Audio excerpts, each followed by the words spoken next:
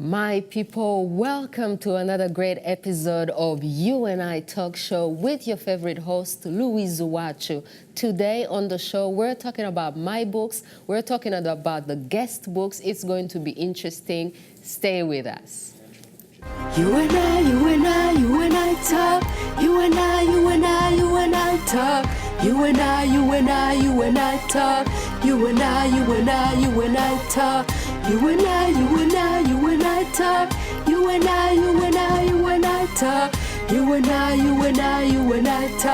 U&I talk.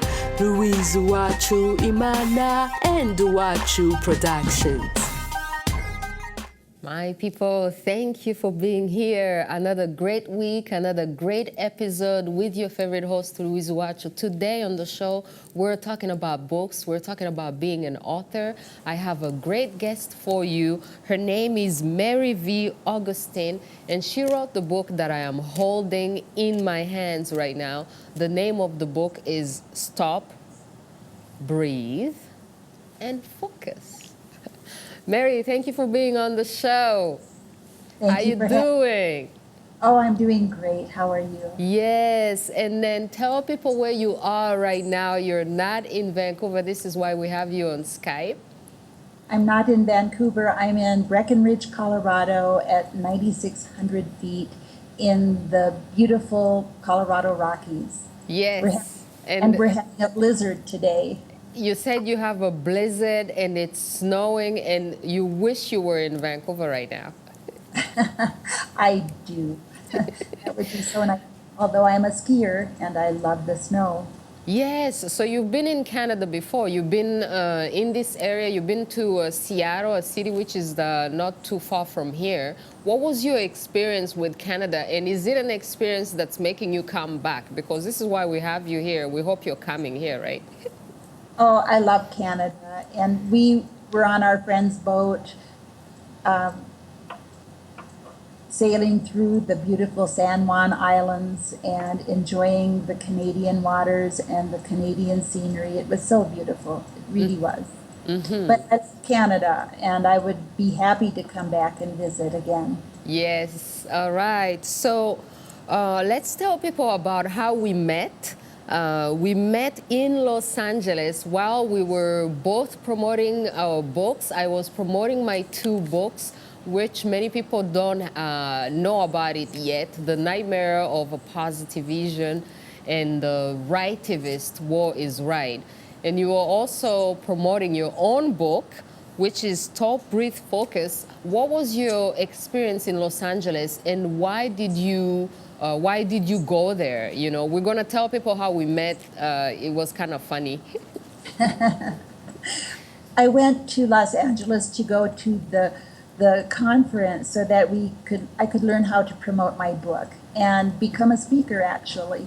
And it was very exciting. It was a very dynamic group of people, so many people with amazing ideas, amazing books, full of life and vitality and wanting to share their ideas and to do good in the world with their ideas and thoughts. Mm-hmm. And you came with your husband, and he was so nice. He was so helpful. He's actually the first one that I met, and I couldn't believe the way you guys have such a great chemistry and you're working together as a husband and wife team. It's so inspiring. We've been married for 45 years. He is #1 promoter. And we have worked together nearly all of our married life. There was one tiny little period of maybe 1 to 2 years where we did not work together. And so we worked together and been successful at it. I mean, he's really great at promoting you. I was so impressed. And so tell us about how the book came about. I guess you've been married for 45 years. We're going to we're going to talk longer about the book, but we have a couple of minutes before we go to break. How did the idea come about, Stop, Breathe, Focus? And were you so stressed that you were like, you know what, I need to stop and breathe and blah, blah, blah? Like, how did this come about? No, I was working with domestic violence offenders. And the domestic violence offenders had already been back in their home, most of them, with their families. And my program was a lengthy program that lasted from 6 months to 9 months. And they needed something rapidly to de-escalate problem situations. And so I came up with the Stop Breathe Focus. And then I also work with people with depression and marital problems and addictions of every kind, alcohol, food, gambling, sex. And so I thought, oh, this might work with them as well. So for almost 20 years, people have been using my Stop, Breathe, Focus very successfully, dealing with all of those issues. Very great. Okay, let's take a short break and then come back and keep talking about it. U&I Talk Show with Louise UWACU. We love you, the authors, the musicians, the comedians, the entrepreneurs, and all other talented and inspiring people. Please contact info@uwacu.com to be a guest on the show. We're back, my people. Mary, thank you for being here. So the idea of Stop, Breathe, Focus, did you go through any of these dramas yourself in order to know them? I mean, how would you know about the drama in order to know the solution? Well, I really didn't go through the drama of domestic violence or, anything like that.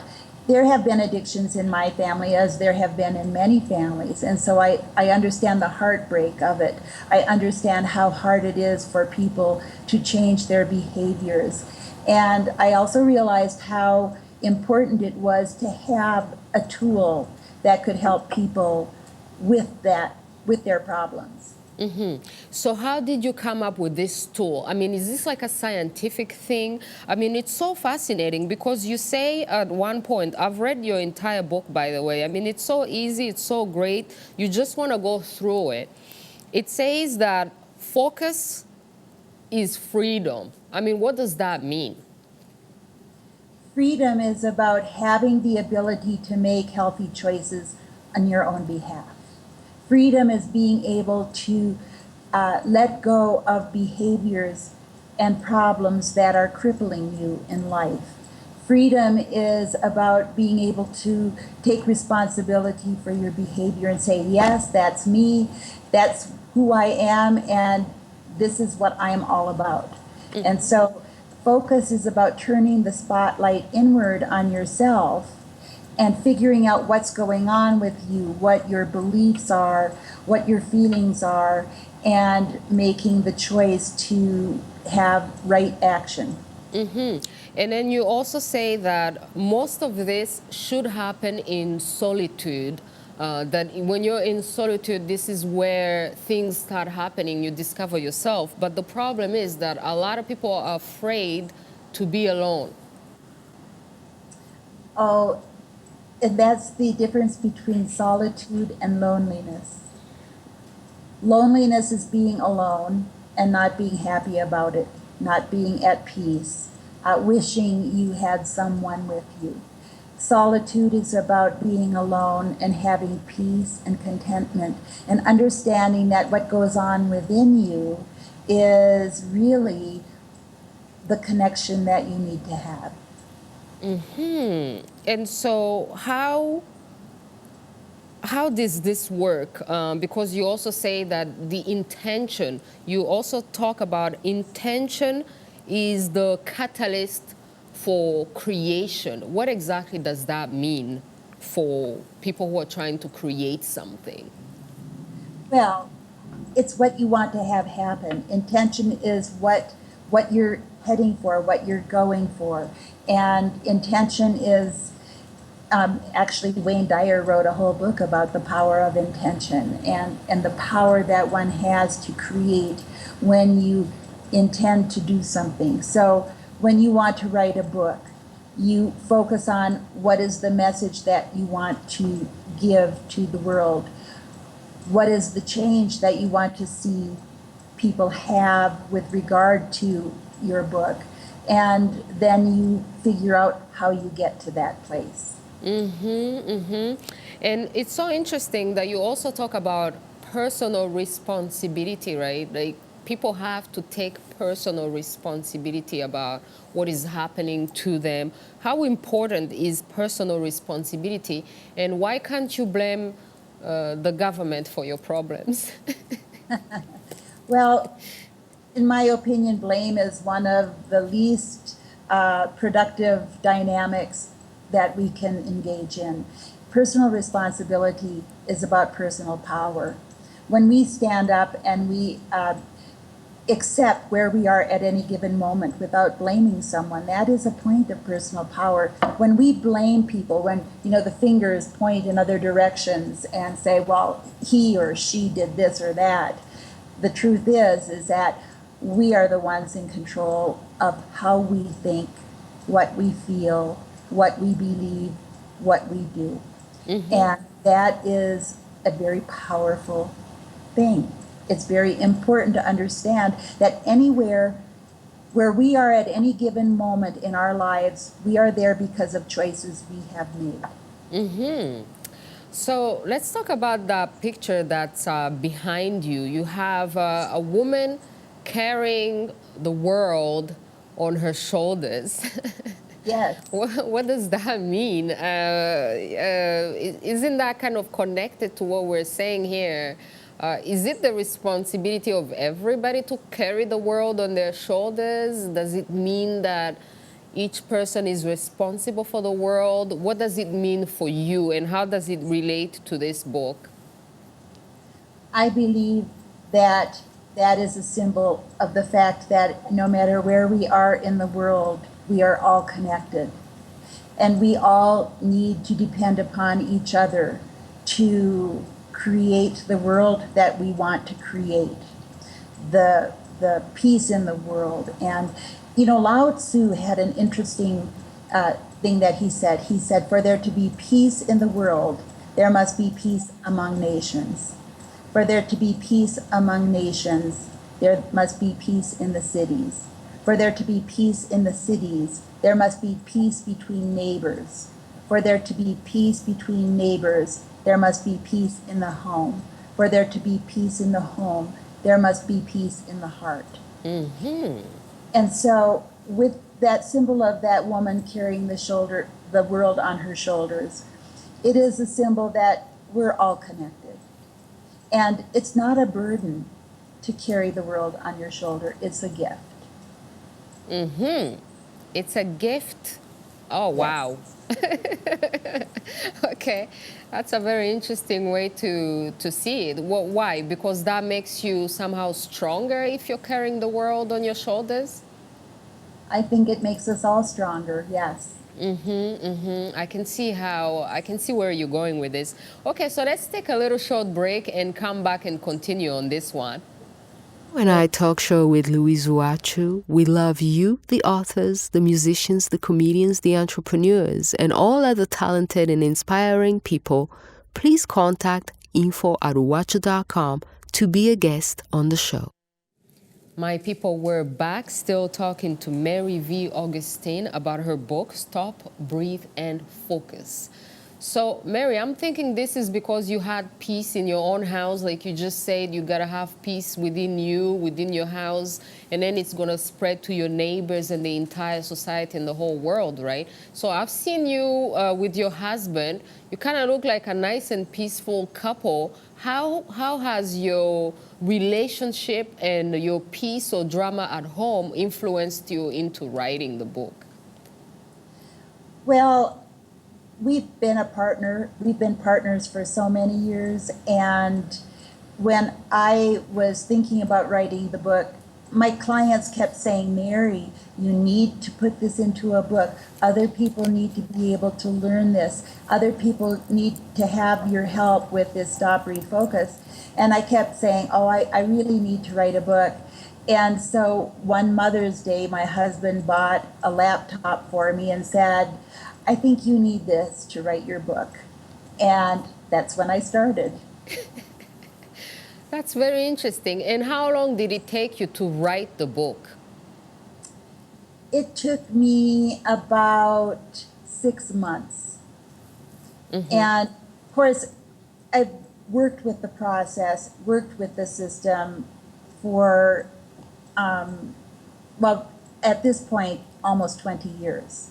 And so it's something that I had within me, and it's not something I had to do a lot of background work on. It's something that just came out. So I worked on it for about 6 months, and it was a labor of love. And so who are you targeting with this book? Who is it going to help? And how has it changed your life since it came out?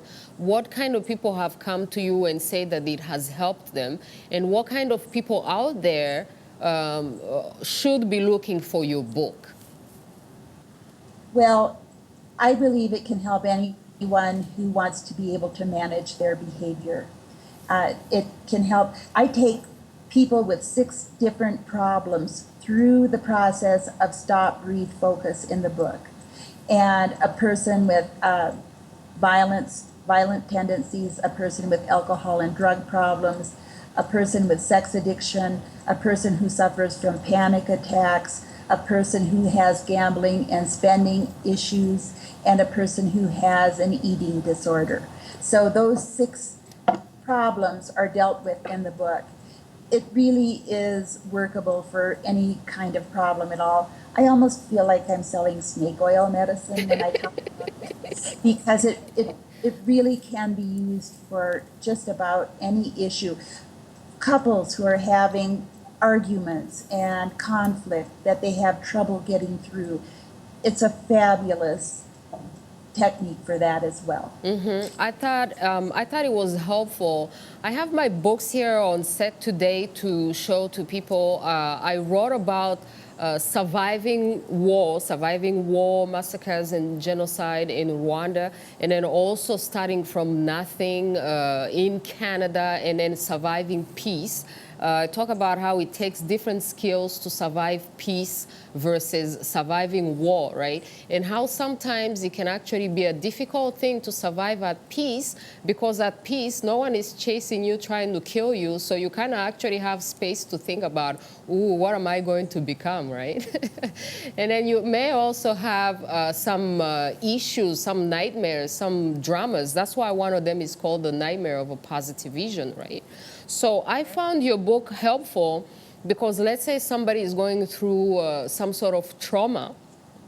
It's actually a very interesting idea that you may stop and breathe and focus, and that you may, maybe in trying to understand your conflict, stop blaming the people who killed your family and people who turned you into a refugee, and take responsibility where you are in your life right now and recreate a better life. So I found that very interesting, that it would actually help someone who's not even in those, you know, the categories that you have described. I mean, did you ever think that it may touch somebody like that too? Absolutely.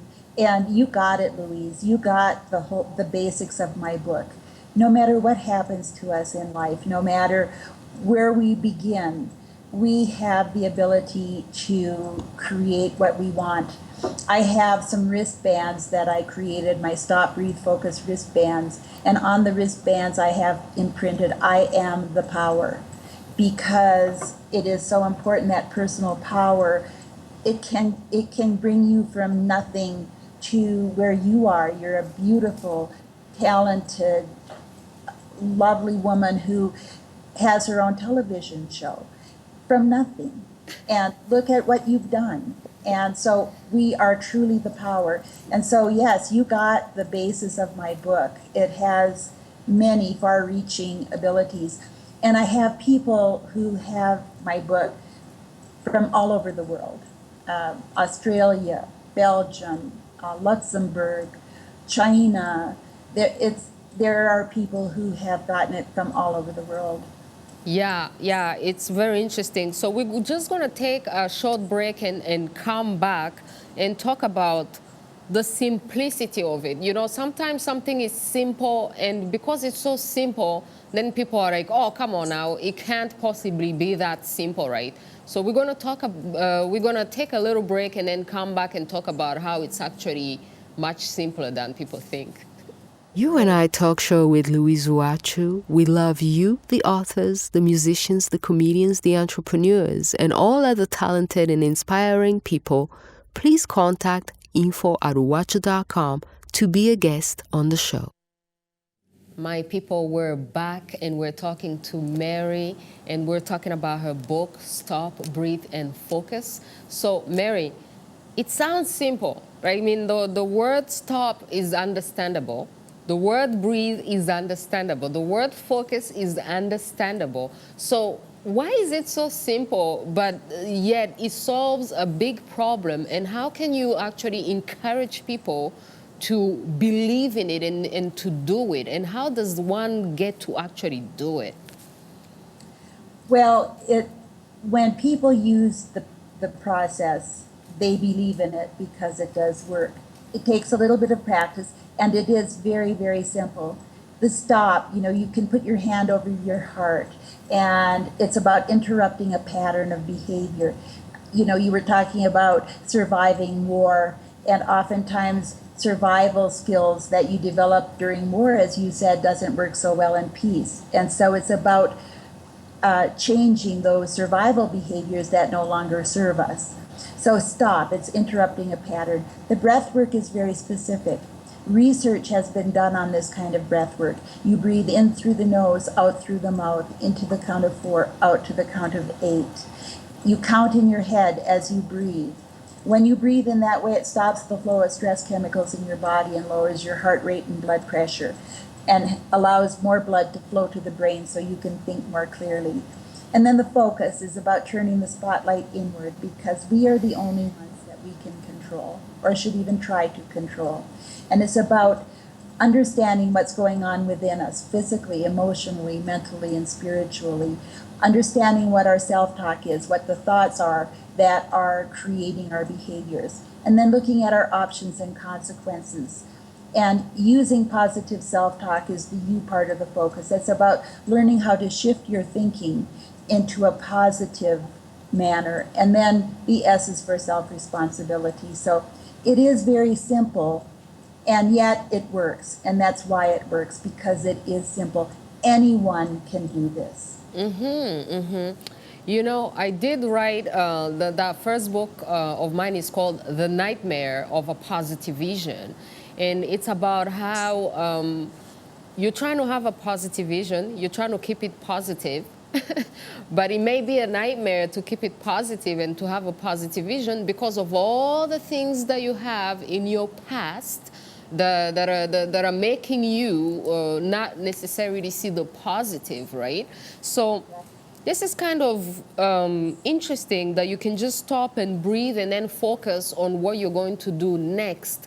So what about meditation? A lot of people talk about meditation, but do you think, does your book make meditation unnecessary? Well, actually, the breathe part of the stop, breathe, focus is a form of meditation. It is the most basic form of meditation that there is. What's interesting about this is that it's much easier for the Western mind to do the breath work and doing the counting of the breath than it is to do a transcendental meditation and focusing on one word or one thought. And so the blessing of this form of breath work is that you can do it while you're driving a car. You can do your breath work while you're engaging with people. And yet it is still a basic form of meditation. And what is this counting to 1, 2, 3, 4? Why 4? And why not 5? Why not 6? Why not 7? Why not 3? What is it about the number 4 or the 4 thing? Well, actually, you want to breathe in half as long as you breathe out. So in 4 and out 8. I had my clients do tests for me. And so they tried 2 and 4 and 3 and 6 and 4 and 8 and 5 and 10. And every one of them preferred the 4 and 8. But you can choose what's right for you. There are people with breathing difficulties that can't breathe in 4 and out 8. And so they might do 2 and 4, in 2 and out 4. So, but the key is to breathe in as much and then breathe out. Breathe in half as long as you breathe out. So if you breathe into 4, then you breathe out to 8. I see, I see. All right, Mary, this has been interesting. Thank you so much. It was a great pleasure to meet you and your husband in Los Angeles. Do you have any last words that you would like to tell our audience? And I'm sure that they've put in where they can contact you. People know where they can contact you right now. But any last words before we let you go that you would like to share with our audience? Well, it has been a pleasure and a gift to meet you, Louise, and work with you.